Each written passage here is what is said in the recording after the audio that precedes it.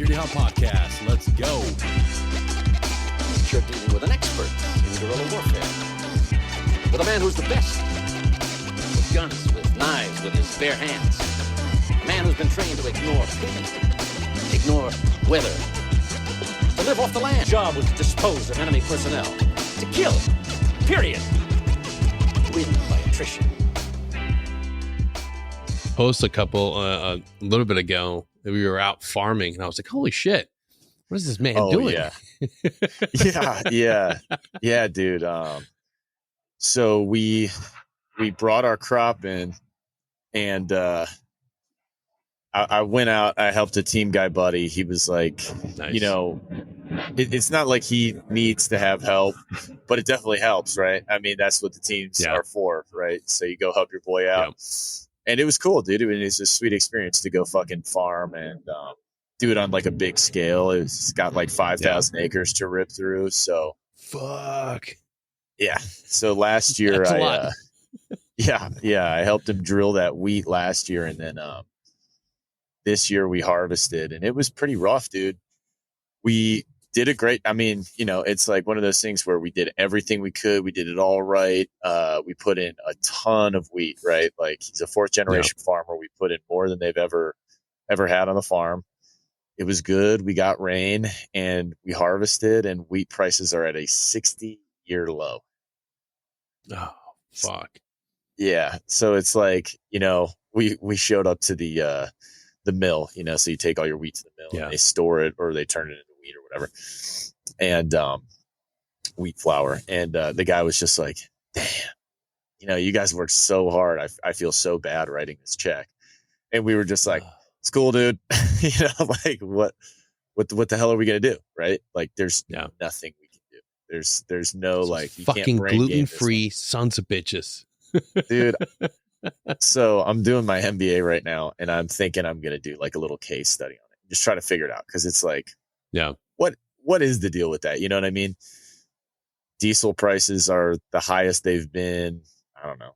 I mean, they're close to the highest they've ever been. And, you know, it takes $2,000 basically, just to clean a field one time, you know, in fuck. Like it just costs a ton of money. And so when you see like that 60-year low, you're like, 60 years ago, how much did shit cost then? A lot fucking less. Yeah. And so you start thinking like, okay, so how do we how do we equal this shit out? Like what's all happening? And you know, I've done a little deep dive, and it's like tariffs, and we're buying Chinese wheat, and you know, there was like a thing where the cattle companies, the sale price on beef was really high for a minute. So they just took all the cattle, fattened them up. So then they take all the dude, I don't know. It's so dynamic and so hard to explain. Yeah. All I know is that it was gay when I did it. You know, you sell your shit and they're like, well, it's at a 60-year low. You're like, fuck. You, dude. Nice. Yeah, you're just like, dude, how often do I lose? How often do I have to end up being the loser here? You know what I mean? Who's winning? Who wins at anything? It's like the opposite of being a fucking soft professional, being a Navy SEAL. Like, fuck yeah, crushing life. You go farm for a season. It's like you just get beat the fuck down. $60. Yeah, right, dude. It's like, you know, being a team guy too. Me and my buddy talk about this all the time. It's just like, you don't realize it, but you're kind of rich. You know, you're never home, and you save all that money. You got all the military benefits. You get your house before all of your other friends from school. And you're like, damn, dude, you know, you don't think you're rich. You're like, all those guys are making 6 figures. Like, shit, dude. But then you go back and you look at it and you're like, with deployment money, bonus incentives, all this shit, you're like, it's kind of fucking rich. It's kind of sweet. But no, it's fine, man. You know, you just bounce back. It's the team guy attitude. We immediately were just like, all right, well, we can definitely buy beers with this. So see you next year. You know, fuck it. I'll take one Whopper Jr. and a 6-pack. Yeah. We got to start cutting back. It's Whopper Juniors from now on. My buddy was telling me that though. He was like, you know, if it was a really bad year, like back in the day, we'd go to McDonald's and we'd have dinners there sometimes. Yeah. It's like, all right, dude, well. it's crazy, like what our farmers do for our entire nation and how little they're making. It's ridiculous, man. God. And we continue to have individuals that are willing to vote for shit that doesn't matter. Just nobody wants to stay. You know, it sucks, but maybe we need to prioritize shit that really matters. We can feel good about other things later down the road, but right now we got to take care of real important business. Nobody wants to do that. It's a crazy time we live in. Yeah, you're right. It's weird. It's like, you know, you don't have to be an economics major to figure this shit out, but you know, gold isn't the real value. Like money, it's like this little tangible that everybody likes to grab onto, like national debt, money, how much money do we have, yada, yada, yada. Your real value is in how much food you can produce. I mean, and this is like a core concept in the economic community. Any economist knows that. It goes all the way back to Adam Smith's Wealth of Nations.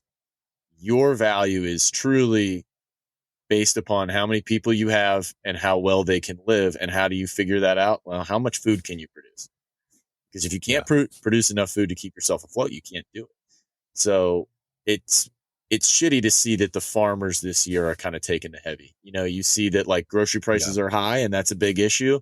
And we were in an election year. So, well, let's, you know, artificially sink grocery prices by nuking the price of, you know, corn, wheat, sorghum, sugar, all that shit in our market, because that's all we can control.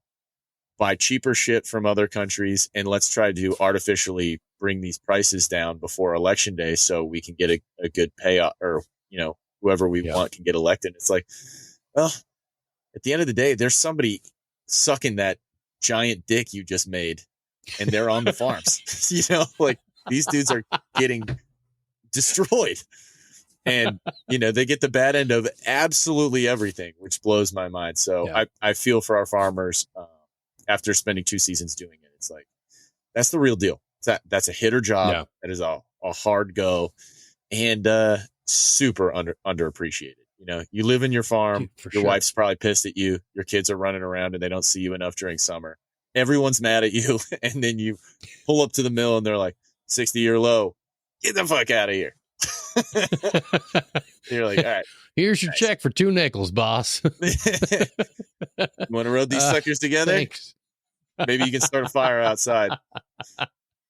Dude, it's so true, man. And no, they go unappreciated, and arguably like the places where, you know, that have the most voting power are the fucking cities, and nobody takes into account what's going on in the heartland of America. Nobody takes into account what's happening to our farmers. And it's crazy because the heartland farming communities produce a lot of fucking hard-hitting fucking soft professionals, dude. Like, I know a lot of guys that went back home to farm, and it's like, fuck, dude, you just busted your ass for 20 fucking years, and you're going right back into like the hardest fucking jobs. Like, yep, I love it. Backbreaker. Yeah, dude. You know, it's like, I mean, it's like being in the special operations community. If you look at the day-to-day, you're like, that's not awesome. That sucks. Like, that's awful, you know?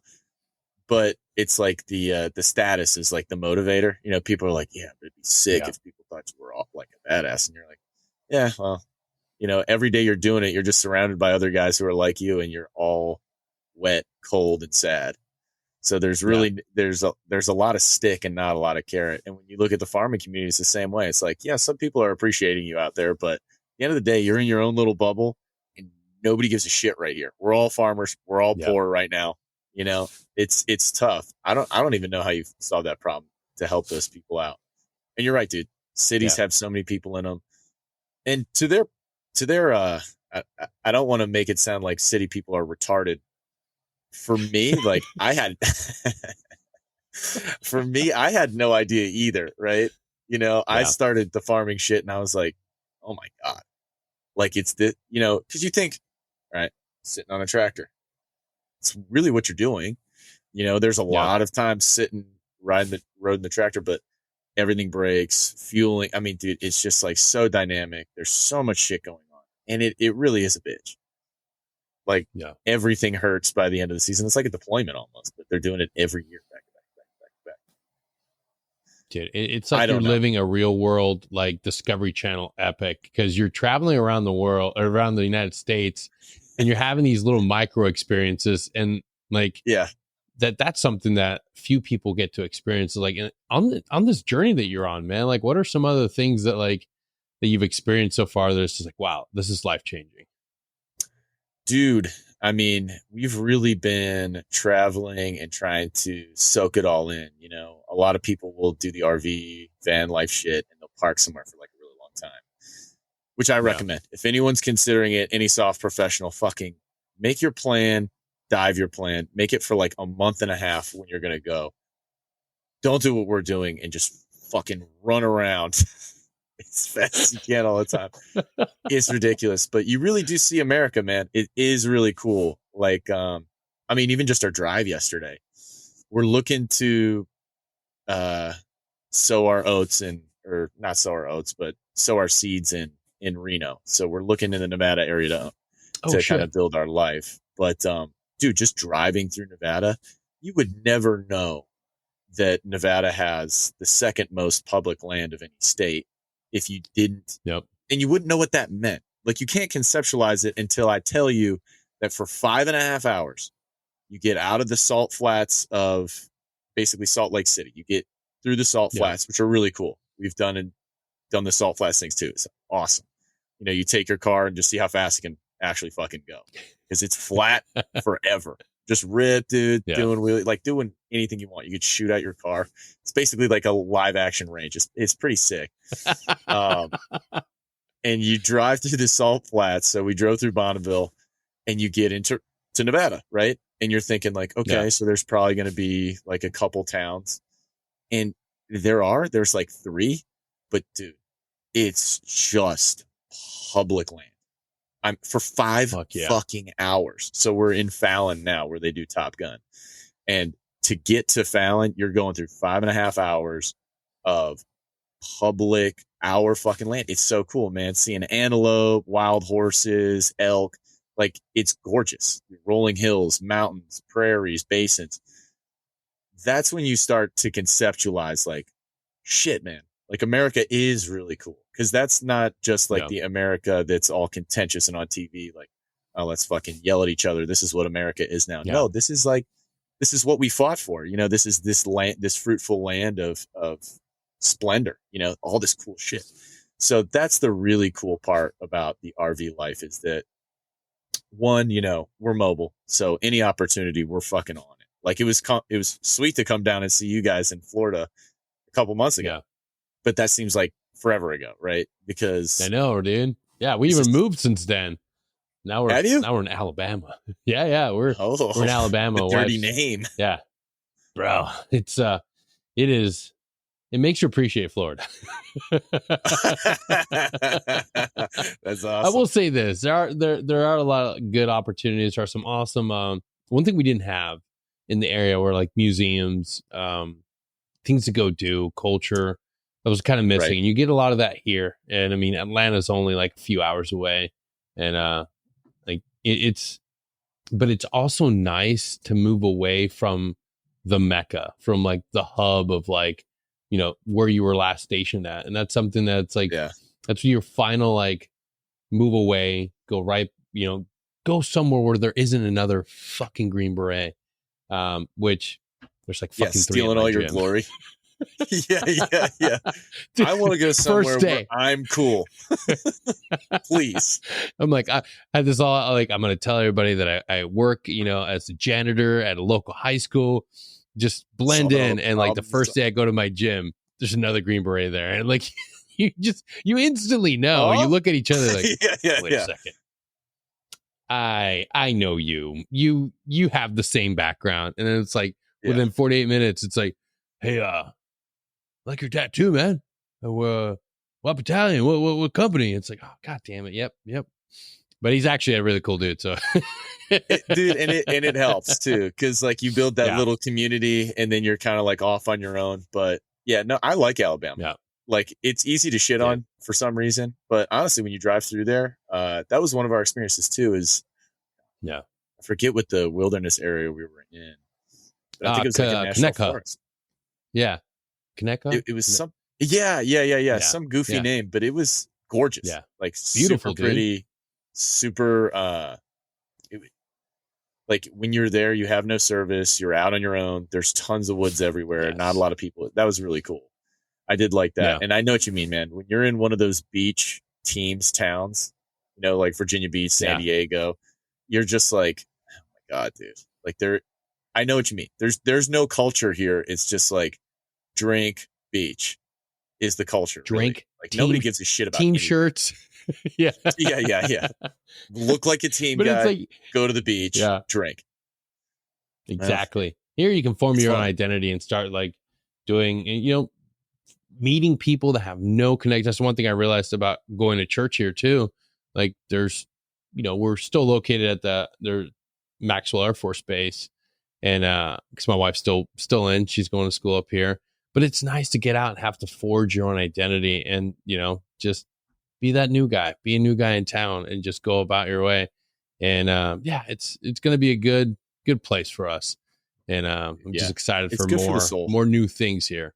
Yeah, dude. And that's the thing that I love about the journey you're on, man. It's like you get to experience something new, or you have been, you know, on a regular basis. Like I know you tell people like, hey, take your time, go to 30, but there's something nice about finally being able to free and cut ties and just fucking experience life, dude.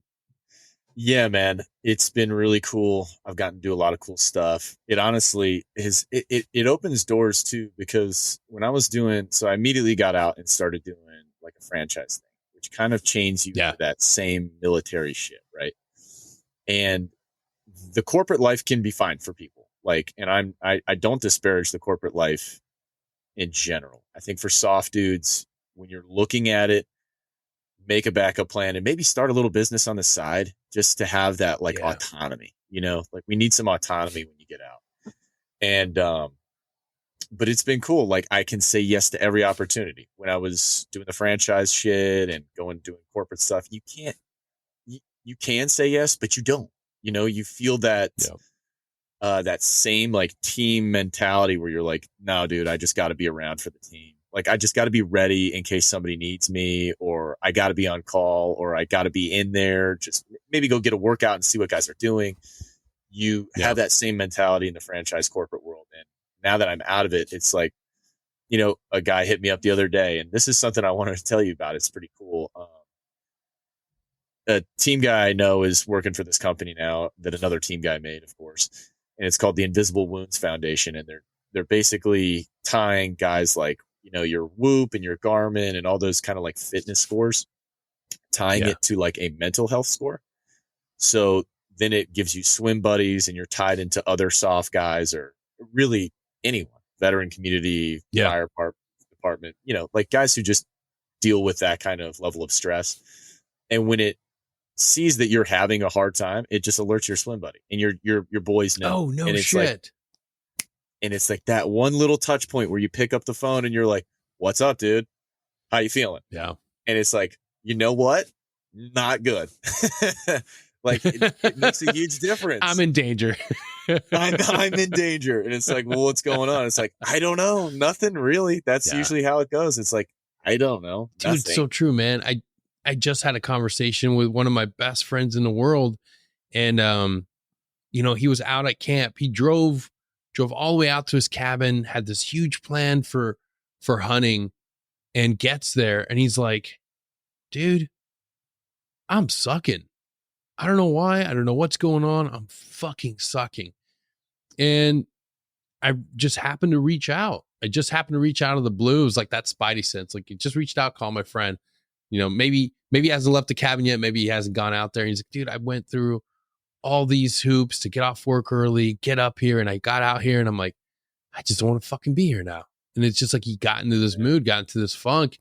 And luckily, intuition or God, whatever happened, just told me to call.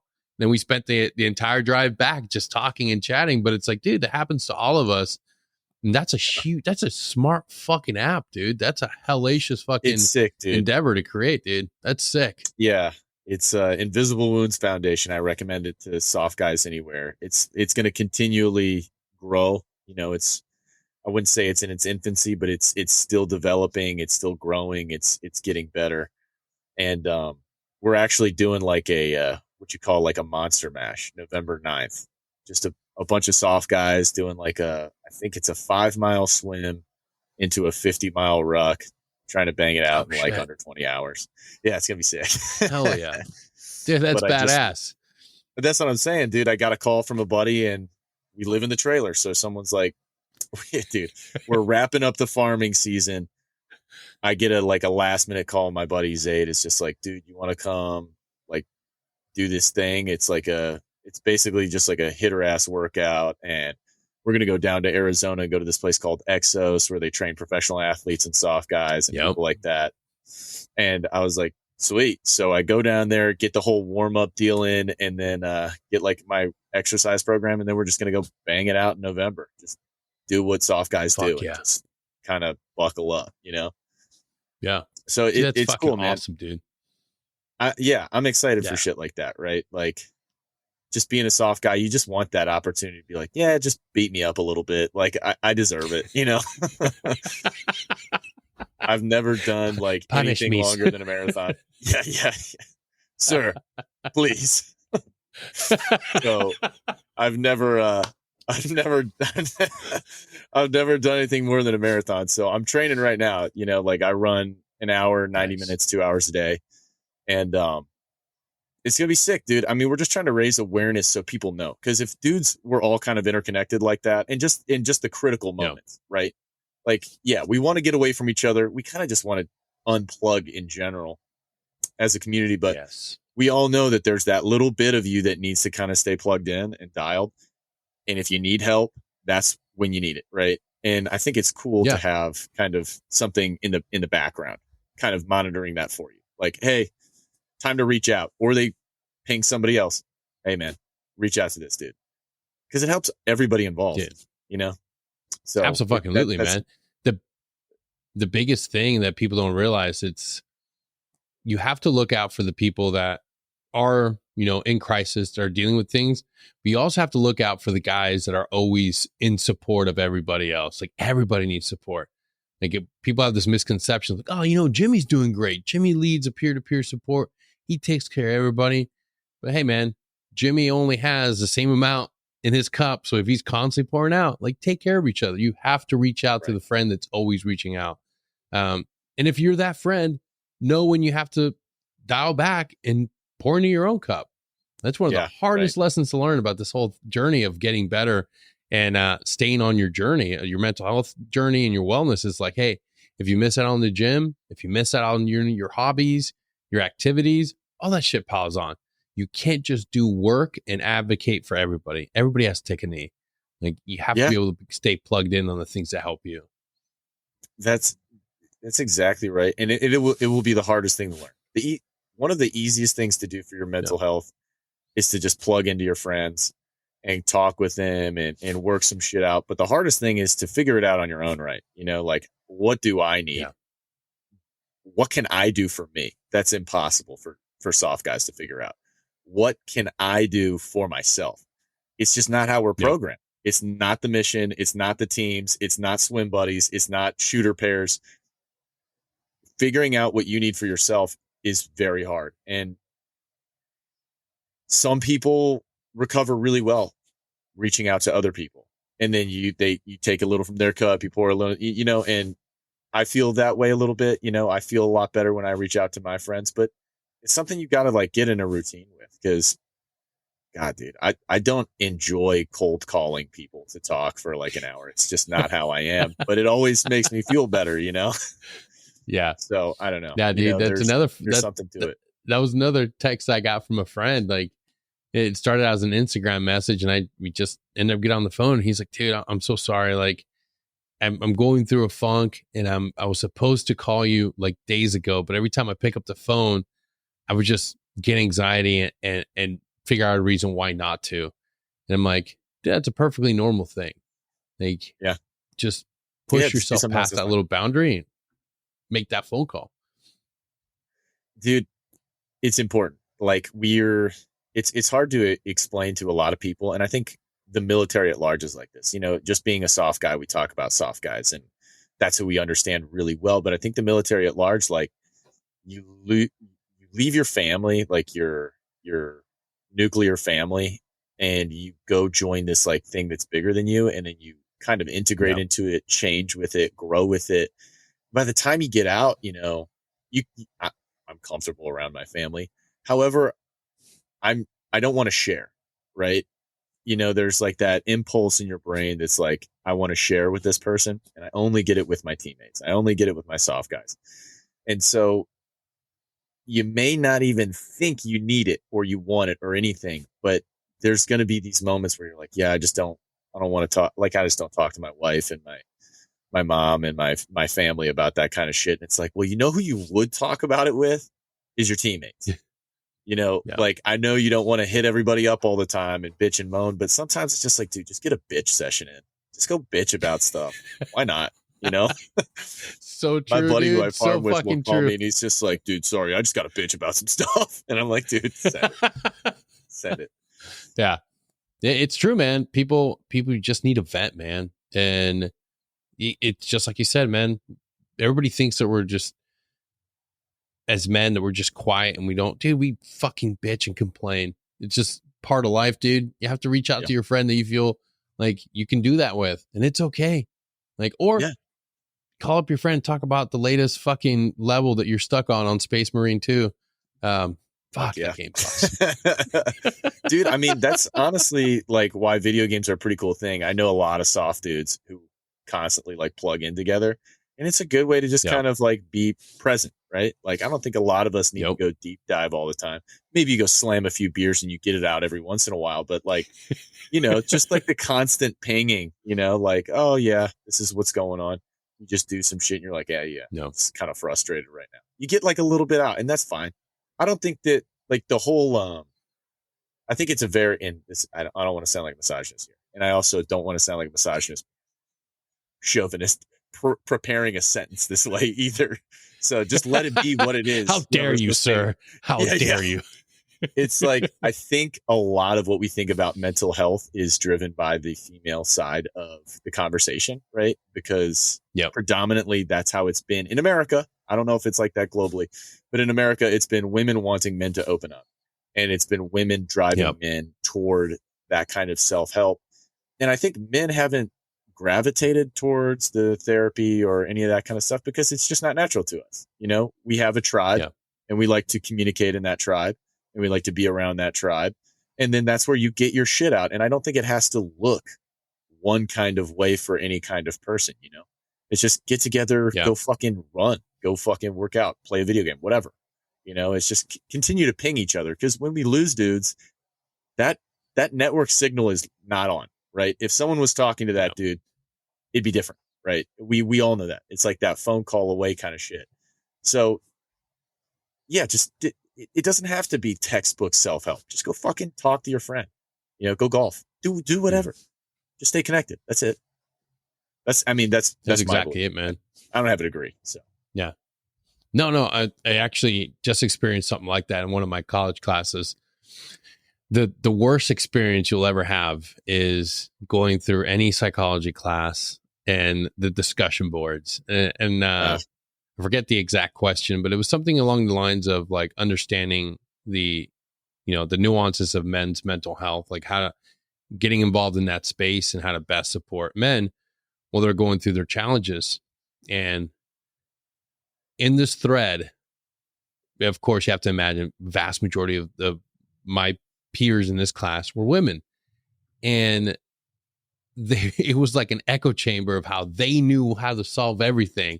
And there was just like post after post after post, congratulating each other, patting each other on the back. Like, we solved it. We did everything. I'm like, and it was just like, I'm just in there waiting, buying my time. I'd check in on one day, like seeing all the great ideas. I'm like, yeah. And then finally I'm like, okay, you guys got it out of your way.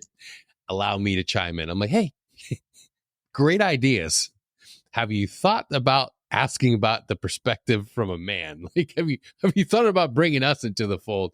Because all of these great ideas are awesome, but none of these things are going to help men. Like none of the ideas that were floating. And that's kind of what it boils down to, is that like we want mental health for men, but the male perspective is a foregone conclusion because we already know how mental health works. And it's like, do we actually know fucking anything? You know, I mean, really, when you look at like diet, health, anything that has to deal with the human brain, we've got to be at like the beginning stages of infancy of understanding who we are. And at the end of the day, what does that mean? I would say, personally, my experience, go with your gut, do what you think is right. And, you know, be open. You know, if you can communicate your thoughts, then how could I possibly be so wrong about what makes me feel better? You know what I mean? Yeah. Like how could I possibly be so fucking off the mark knowing myself that when I'm like, you know, I get that out with friends. I don't need to go somewhere with some person. That doesn't make me feel any better, you know? It doesn't. And everybody's different. And what works for me may not work for you and vice versa. But one thing is universal, is it's better to get things out and talk with somebody than keeping it all in. And you have to be willing to try a few things. The one thing that blew me away too is just the first tool that you're offered, but that's just it. The first tool. Continue on that path, like, and study it. Be willing to pick up a book and read, because I didn't know how much our endocrine system played a role in how we felt. I didn't know that it was tied. It could be tied to depression, to our anxiety. Like, you're getting treated for all these things, and they're giving you medication, but they're not addressing your endocrine system. They're not addressing your low testosterone. And come to find out, insane. What is one of the biggest things that gets improved when you raise your testosterone to normal levels? Depression, anxiety, all these things. And it's like, fuck. Dude, it's like one of those things where you talk to someone from my grandmother's generation and they're like, oh yeah, you definitely are what you eat. They still have the principles down, right? You are what you eat. Eat an apple a day. Like all these small little tidbits of information that we've generationally passed down. They all had it. Now they're all dying from Alzheimer's and heart disease and liver disease because of Crisco, because they were the first generation. They were the first batch of people to be straight up confused by, you know, corporate food entities. That's the beginning of corporate food, right? But they still had the ideas right. And then we kind of like backpedaled the ideas because they're all getting sick. But the ideas weren't the issue here. It was, you know, we generationally know what's good for us. Eating healthy, exercising, but all this like middle ground where it's like, it's okay to be fat, but it's not okay to be fucking lazy and get fatter. Okay. Yeah. Like there needs to be a distinction here. It's okay to be fat. It is not okay to be lazy, accept fatness, and get fatter, because it's going to be bad for your brain. You're not going to think correctly. You're going to produce too much fat. You're going to produce too much sugar. And then you're probably going to get some, you know, whatever, insulin disease, like type 1, 2, or 3 diabetes. The type 3 diabetes is, you're going to get the betas, dude. You know, like if you can't dial in.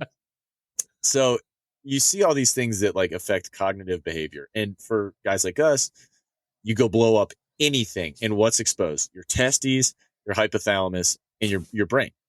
You know, your battle rattle helmet does not do shit for an explosion thing. the concussive blast just goes into it and boings around in there. Like it does fucking nothing for you. So you're exposing your most sensitive areas to blast. And I think my personal opinion is that blast exposure is just straight up like that is the enemy here. You know, for people getting out of military service and having all of these different, you know, mental issues, you can't think straight because you're exposing yourself to something that really organically does not exist. An explosion like that, it just doesn't fucking exist. You can burn yourself, you can freeze yourself, you get hit by fucking lightning. But we invented the explosion, and we are the people getting really close to it, and we're seeing like what does that do to your human, like what does that do to the body? What does shooting a bunch of Carl G's in a day do? Well, you're gonna get some weird nosebleeds and maybe out of your eyes too. You know, it's just like some wild shit. You know, and and that's a perfect time to to plug in one of the shows that I'm producing right now, Broken Brains with Bruce Parkman. If you want to hear more about repeated head impacts, the effects on the human body, how you can heal from it, recover from it, and even more importantly, how you can keep your kids from being impacted by this in youth sports, check out Broken Brains with Bruce Parkman. Go to the episode description. There'll be a link there. The great thing about this show is we're not only bringing service members, we're not only bringing like special operators, but we're bringing doctors like Dr. Ann McKee, who leads the research team at Boston University on CTE and Alzheimer's research. So you're getting individuals from the cream of the crop that have studied this and can tell you that, yeah, you've been in the military since the beginning of GWAT.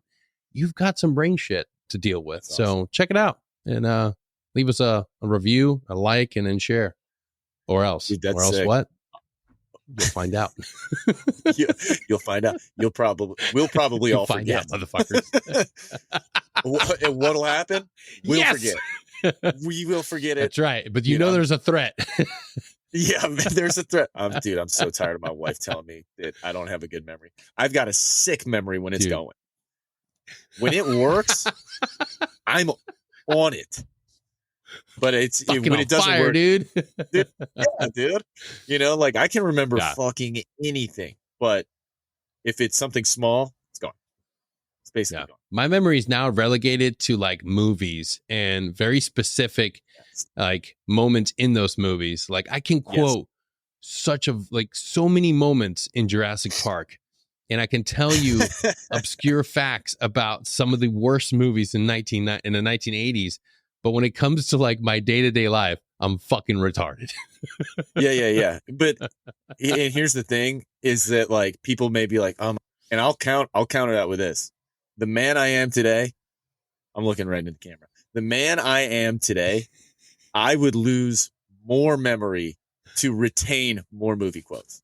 I would, if I were given the option, I would choose more movie quotes because sometimes I want more. I would choose movies. All right, I'm back. Returns. The return. From his momentary exile at the hands of the Israeli overlords at Riverside. Oh, fuck. Now they're going to delete my account. Yeah, dude. I don't know why that happens. It's I think like I can't keep up with the refresh, like the upload restore rate. Yeah. So you got that Starlink going, or what are you guys using for internet? Dude, so I've got Verizon, and I took one of their little home cubes that goes off 4G, and I just took it on the fucking road. And I've like called Verizon before for like maintenance stuff, and they're like, "Wait, what are you doing with it?" I'm like, "I'm on the road." They're like, "Wait, you can do that?" And I was like, I don't know. You're Verizon. You're the Verizon guy. So I think I'm pioneering what can be done with the Verizon Home 5G cube. That's kind of the gist that I got. Is they're like, "Whoa, that's sick." You're like, "Yeah, yes, dude." Sick. You're mobile? It's like, yeah, dude. It wasn't even designed for that. Yeah. It's like, well, that's what you get, man. Hillbillies are fucking innovating the future. I live in an RV, so can't really avoid that. Elon, if you're watching this, please send our boy one of your Starlink. Actually, we'll tag him in this when we drop it. I'll make a clip. Yeah. Daddy Elon, please help our friend. Give him one of your Starlink devices. Dear Elon, please send me a Starlink under my Christmas tree this year. Can't believe we live in a world where Boeing has been murdering its whistleblowers and their space shuttle can't bring our American astronauts back. So it's up to Elon to save them. Yeah, dude, shit is getting weird, right? It's like dystopian kind of. Yeah. Like you see all the misinformation shit, and like, I mean, you saw that. Did you see the thing with the would have been assassin for Trump again the other day? Bro, please. Dude, and thank you. They've both been in BlackRock commercials. At first, That's I was so like, weird. Dude, I just messaged my friend because the first video, I'm like, this isn't real. You have to be a critical thinker. The next video that they put out, I'm like, get the fuck out of here. The kid is in the video. The old dude's in the video. I'm like, that's it. I'm done. We have to go against BlackRock. It's like the Sith and the Empire.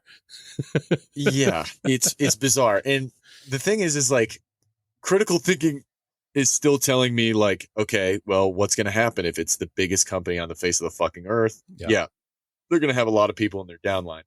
But my thing is, have you seen how these guys look, bro? Like a year before they're the shooter, and then you see them day of, and they look fucking insane. Yeah, like someone's been feeding them drugs. Yeah, dude, I'm not a conspiracy guy.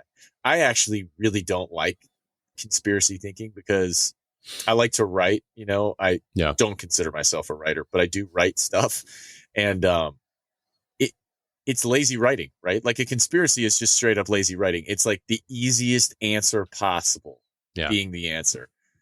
And like M. Night Shyamalan would never do any of these conspiracies that are out there. Like he's going to think his way into something far more interesting. Yeah. And it's like, it's weird. It's weird. I'll give it that. Like at this point, I'm like, okay, there's a lot of similarities in the look between the two 3 months before and after. The eyes, dude. The eyes. Holy they're all deranged out. Yeah. Like what's the blood toxicology on these guys? You know, like is that public information yet? Yeah.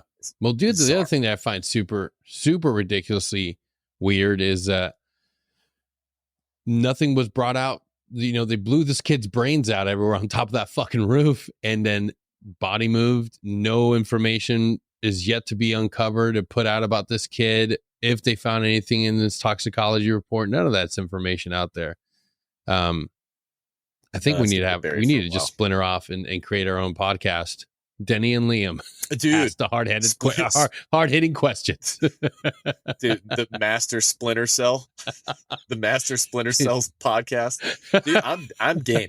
So I wanted to tell you that. So from what I've been building with my company and the veterans benefits stuff, and you've been doing a really good job of making some solid internet space, especially with your Instagram account. It's been really cool to watch you grow. Honestly, you've been growing a lot, which is really cool. Dude.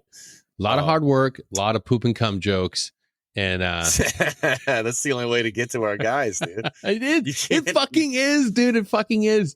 Shout out to be making memes. Yeah, Alex Hermosi, I think, was the one that I tuned into. One thing was like, dude, you're spreading yourself too thin. If you're by yourself, you don't have a team. Figure one platform out. Figure it out. Figure out your audience in that one platform. Grow it. And then spend time on another one and really dev that out. And I'm like, you know what? I'm going to do that. So that's why I've been pouring a lot of energy into Instagram. Because dude, when you don't have a fucking team, when you don't have like 15 people, like you got to figure it the fuck out. Do all this shit. Yeah. Dude, it sucks. No, I know what you mean. Unfortunately, the thing that I figured out is TikTok. And my memes on there are consistent, and I'm getting a lot of viewership out of it. People don't like to follow meme pages as much there. It's a different environment altogether, but I have figured it out, so I feel comfortable with that, which is cool. And if you're a team guy out there and transitioning, and you're thinking of like transitioning in these spaces, you can fucking send me a message anytime, and I'll tell you what I think about it. But I have by no means figured it out. But what I've done is I've been transitioning this veterans benefits information idea from kind of like ephemeral, all these different, and I've channeled it directly into, in a few months, we'll have the full release of the silentbutdeadly.org website. Hell yeah. And it's just a full-blown media company. Fuck yes, dude. Instead of trying to dance around all these different ideas and try to get information to people, we are making media. We are in 4 or 5 months, if you are someone in the veteran community and you want to get your articles out there and you want to be seen, you want to make some videos, if you are okay with following prompts, hit me up. I'll pay you to make articles. I'll pay you to make videos. We're trying to get all these fucking sweet benefits in a fun, engaging format out to people so we will actually learn while enjoying them. And dude, there's sick shit out there, man. I just finished a roadmap of basically introducing hunting on base to guys. Oh shit. So many dudes don't know how to hunt on base, and it's kind of a bitch. I'm going to be straight up. Like, I do not like to set a high bar for any of these benefits. Hunting on base can be a total bitch. It can. Yeah. It's like fucking annoying. And if you know how, and you know that what you're doing isn't wrong, I think there will be a lot of more guys taking advantage of that. And I think it's a really cool thing to do if you're a military guy and you want, a fun hobby, keeps you quiet, keeps you invested in your professional life as well. There's so many good things about the hunting community joining with the military community. You're not wasting money on gear because it works for your job and your hobby. You're fucking learning things that apply to your job. You're learning survival skills, and you're just getting outside, smelling fresh air, walking around, learning a new skill.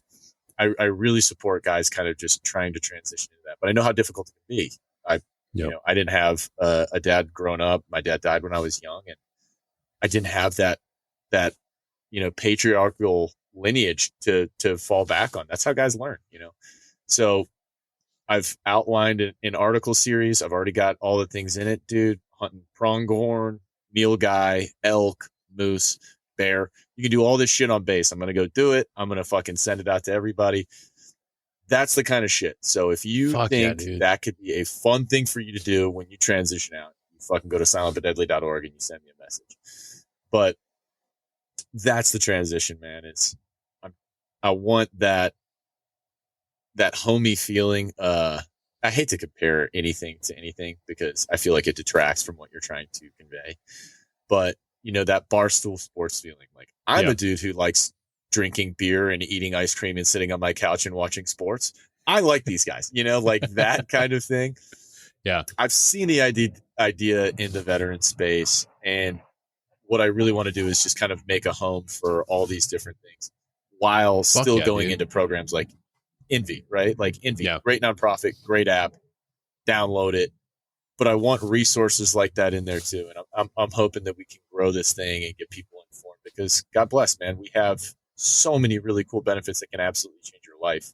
I mean, me just taking my MBA right now, I hope I'm not getting on my fucking soapbox right now. No, please. I was going to ask you. That was my next thing. I wanted to ask you about the MBA, because I know I used to think that it was only something that was appealing to, just to officers. But more and more, I'm hearing guys that are coming out and they want to do the MBA experience. They want to take on this challenge. So, dude, please tell us about this. And why did you go into this? If you don't mind me asking, why was the MBA something that you went after? Dude, I am the king of technical difficulties. Follow me on my media page as I figure out how to use a fucking camera. The conspiracy theories are out there. They heard us talking about something they didn't want us to talk about, and now they're coming after us. How the fuck did BlackRock find where I was so fast? This is a conspiracy right now. Sir, we've got a Green Beret and Navy SEAL saying bad things about BlackRock. Take immediate action. Take them both out. Go. What can we do right now? Fucking crash a satellite. We can do things with their phone right now. Disable their camera. Tip his camera. Disable him. Disable them both. Fuck, dude. I'm being fucking targeted. What do I immediately think that the bad guy is just an overweight, really fat fucking dude with one of those like necks that wobble when he talks? You want to know why, dude? You want to know why? I think this is like deeply ingrained in human beings. If you're incredibly out of shape, people assume you're going to make irrational decisions that are self-serving. So you just think of like, oh, the evil guy, Baron Harkonnen from fucking Dune, just big fat floating blob of evil. Dude, you just think that. And you also assume that they're eating a lot. I mean, obviously they're eating a lot, but they have like this fat store. So they're gluttonous. They're good. Like they've got all the food they want. They've got everything they need. They're sitting on top. Dude, and they're so fucking irrational. So fucking true. Jabba the Hutt, Rosie O'Donnell, like exactly fucking evil monsters. Dude, the Cookie Monster. Yeah, dude. Yeah, I think that's fucking spot on. So true. But yeah, love you, Rosie. To get back to the NBA shit, man. Yeah, right. Yeah. Shout out my girl Rosie. She knows. And going into the NBA shit. So here's the thing is that like this is how benefits can really change the way we look at not only military transition. Dude, there are so many motherfuckers out there who are selling singular services. Come join my meetings, come join this, pay me $3,000 and I'll help you make your life plan to use your own benefits. It's like, it's just not fucking necessary. It's not. The information is out there. I'm going to work on getting it out there in a proper format, but really I'm going to work with some more niche shit than these large federal benefits, right? There's a lot of info out there. I wrote a book on federal benefits that I'll be publishing probably next year. It's going to take a minute. No shit. Yeah, it's pretty good. It's around 110 pages. I try to keep it engaging but short, right? Yeah. The big thing about benefits is brevity, right? If you know them all and you know them very briefly, you can make a plan with them. If you get really focused on one, get really in depth with it, you're probably going to either get discouraged or that's the one benefit you know. Now you're going to seek help on the next one because it's a fucking endeavor to read all these litigious BS. What's the real word for lawyer speak? Whatever the lawyer speak verbiage on the VA website, and they detest anyone else telling you stuff. So before I get too far off track, these benefits can really shape the way you transition. They can shape the way you do the next 3 years, right? Those are the big deal. Those 3 years outside your military service are absolutely fucking confusing. I'm in the middle. I'm finishing. Well, I'm getting into or in the middle of my third. That's when you start to get a hold and a rhythm and everything. And veterans benefits can paint this picture for you, right? Because here's a great question that I love to ask people when they're thinking about veterans benefits, because everyone thinks of disability, GI Bill, and the VA loan. That's because there are so many companies taking up the Google search page that are making tons of money off veterans when they don't need to be, off those three things, that you're not going to think there are any other benefits. But let me tell you, move to a fucking state that cares about you. And you're probably experiencing this now, is that move to states that care about you. Veterans benefits change wildly per state and sometimes pretty wildly per county, with your personal property taxes and things like that. Yep. I've done the research. I'm going to be putting out the information to try to just slowly trickle and feed this information to the public. But when I was making my plan, I didn't know that I could get paid doing BAH, doing online school, right? And when people look at like the BAH for schooling, for some reason there's this weird like mum is the word, don't talk about it so it doesn't go away type deal. And it's like, dude, we've got guys out there becoming, I mean, a lot of veterans becoming homeless, drug addicted, and killing themselves. Yep. What the fuck are we doing hiding benefits, hiding advantages, right? So what did I do when I wanted to kind of figure this whole thing out? I did all the research. I figured out the GI Bill in the VRNE, so Vocational Rehab Chapter 31 benefits. And basically, if you don't know, if you're 10% disabled, you are entitled to VRNE, Chapter 31 benefits. Now, you might not get them, but at 20% disabled, you have a much better chance of getting them, right? And that's it. So it goes from 10 to 20. That's the only factorial. It doesn't go like 30 and way better, 40 and so on. Yeah. It's 10 or 20, and those are your odds of being good or better, of being accepted for VRNE. What is this benefit? It's 48 months of school. So your GI Bill is 36 months. So you're looking at an entire extra year from this benefit that people don't know. I tell my friends all the time. I tell basically everyone I meet, because how the fuck could you not know? It's 4 years, and 10% of disability is, tinnitus and knee pain. A lot of people are going to be coming out of the military with tinnitus and knee pain. It's just a matter of fact, right? So 4 years of schooling. And when you're doing this schooling, you can make BAH, or when you're out, it's going to be called MHA, monthly housing allowance. That's fucking huge. You know, if you don't know what you're going to do when you get out and you want to start a business or you want to do whatever, get your degree and make a little BAH or a little MHA, right? And start your business. People need that seed money in the back to stay afloat, right? If you got a family and you want a little sense of pride that your service mattered for something, yeah, I'm going to school and they're fucking paying me. That's huge. Fact. You want the next generation to join the fucking military? There's no 9/11. These guys don't know what it feels like. They don't know what it feels like to be in a country full of national pride or to be afraid in their own country. They're not joining the way we were. They're not joining because you feel like you're doing yourself a disservice and dishonor because you're not joining, right? Like there's that little bit of you that's like, wow, why wouldn't I join?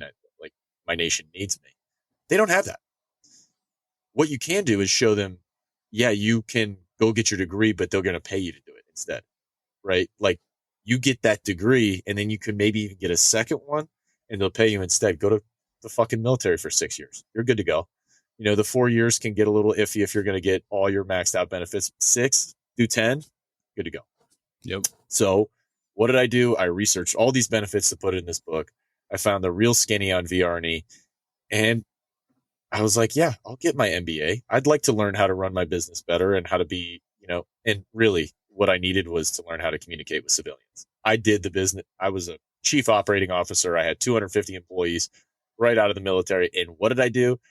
I fucked up everything that's in this first week of the MBA course. I fucking alienated people and I didn't even know why. I fucking made them feel uncomfortable and scared them. And I thought I was doing all the right shit because we talk to each other in a way different way than how you're supposed to talk to civilians. Like all this MBA verbiage that I'm learning about, you know, the emotions of leadership and all that stuff. It's amazing. This is my first, you know, semester of courses. I'm also getting a monthly housing allowance, which really helps me in my business move that needle forward. Because guess what? Starting business is expensive and it's fucking slow. Yep. It helps me move the needle forward. I think it's for a good purpose. And I'm getting really good information on how to talk to civilians because if I didn't take this Leadership 300 class, I don't know if I would have ever learned the emotional scaling and how to talk to not just an hourly employee, but just a civilian employee. With team guys, we're just fucking motivated by intensity and money. You know, like if you're just like, yeah, dude, you'll make way more money if you go really hard. Get in here early. I don't give a shit about hours or whatever. Work at your own pace. If you want to be here 24 hours a day, 7 days a week, burn yourself out, go ahead. That's like the team's way. And I thought I could motivate people by kind of that mentality. Like I'm coming in here and you guys know that I know all this shit, right? I've proven myself on a proving ground of men kind of at an international scale. I would assume some of these guys doing, PT, so just like the physical training side of or the personal training side of the gym, I thought they'd be super motivated, right? Like, yeah, we're gonna go get the fuck after it. We're gonna make a buck. We're gonna do this, and they kind of are, but they're intimidated because the way I'm presenting information, the way I'm approaching leadership, I'm not catering to the way they feel. And dude, kind of blew my mind. I'm in week 1 of this class. And I'm really taking shit on board. I'm reading all the information, which I never do in class normally. I'm reading everything. I'm really interested because it's cool. And it's going to help me in the future when I'm bringing people on board my company and trying to build them up, right? There are leadership qualities that you get in the teams that do not fucking translate. You know, like people in the teams want to see you lead from the front. Like, yeah, he's talking the talk, but he's actually great in the house. He's running every day. He's really fucking strong. He's fast. He's doing all these things. He's coming down here and building boats with us. He's doing all the shit that he's telling us to do. And people love that. But when you get to the corporate world, you can't, dude, I can't get in your fucking cubicle and write your memo for you. Can't. Can't do it. It's your only job, right? So there's this like, how do I get in the trenches with you guys mentality that I experience? I don't know if everybody does, but fuck, dude, you can't. Like, you just can't get into the same trenches. So you have to figure out these different ways of communicating and making people feel comfortable and not asking the wrong questions. Like, I love to ask people, you know, how do you think you could have been better? And sometimes that's fucking straight up wrong, I guess, you know, like I'm learning how to communicate with people because of these classes. And guess what? The military is not only paying for it, they're fucking paying me. And when I went to look for these courses, you know, we knew we wanted to be in the Reno area. So what did? I I cased out the whole map. How far can I drive? How far am I comfortable driving? And who's paying the most BAH? This isn't some fucking weird gimmick that I need to be hush hush about. Like, oh, don't go online and look up, MHA rates and then choose a college for that reason. Well, I could be going to Stanford and I'd have the pedigree. Sure. Yeah.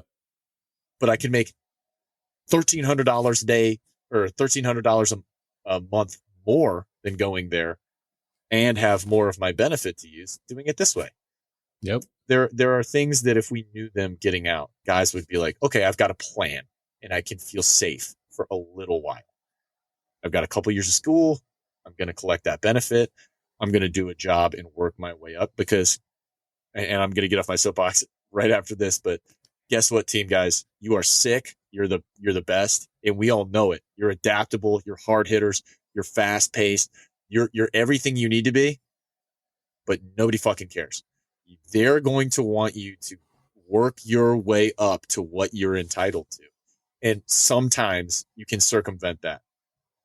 A lot of the time you can't. So get your fucking degree, then get your MBA, get paid the whole time for all of them, 48 months of fucking pay, and work your way up to the thing you think you deserve. Get a little bit of that fucking civilian resume backer because we don't know how to talk to people. Yeah. We just don't know. So true.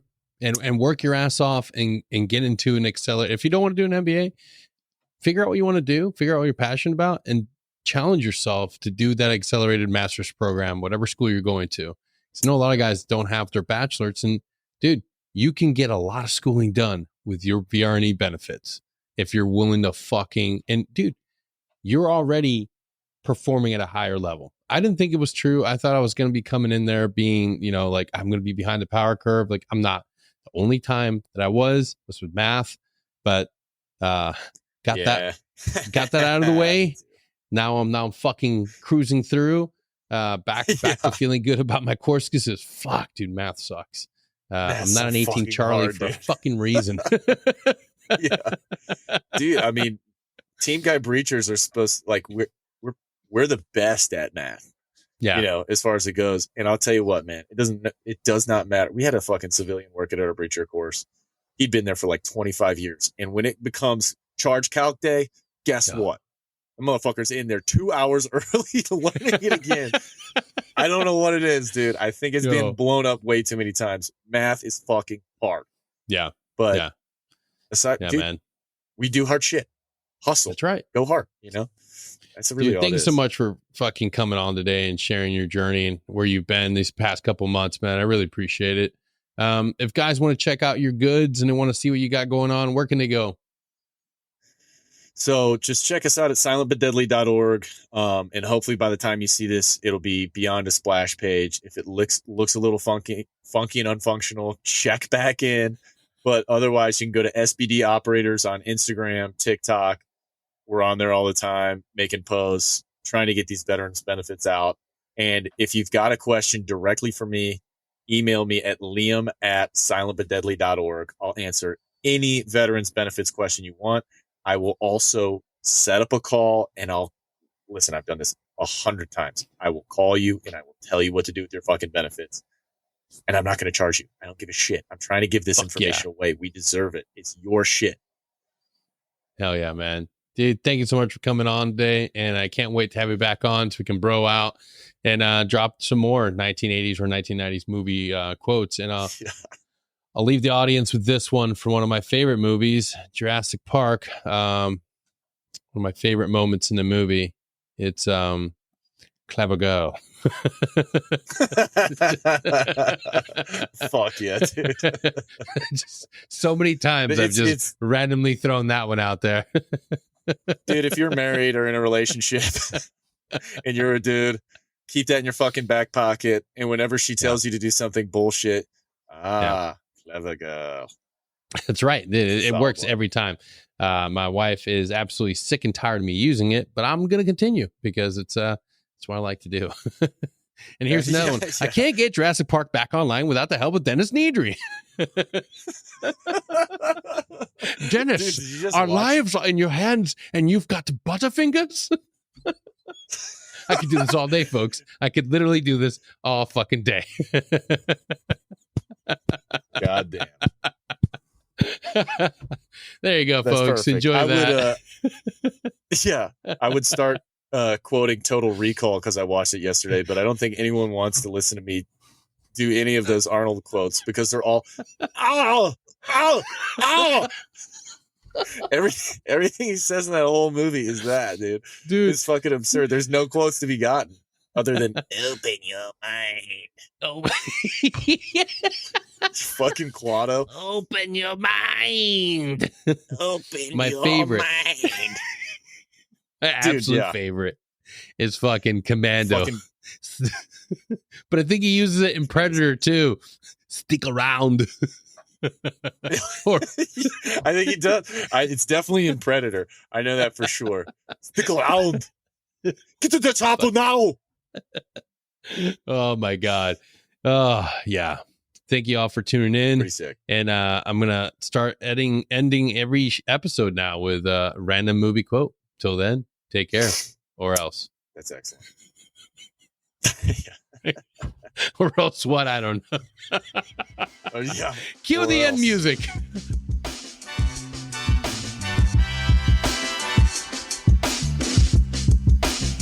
If you like what we're doing and you're enjoying the show, don't forget to share us, like us, subscribe.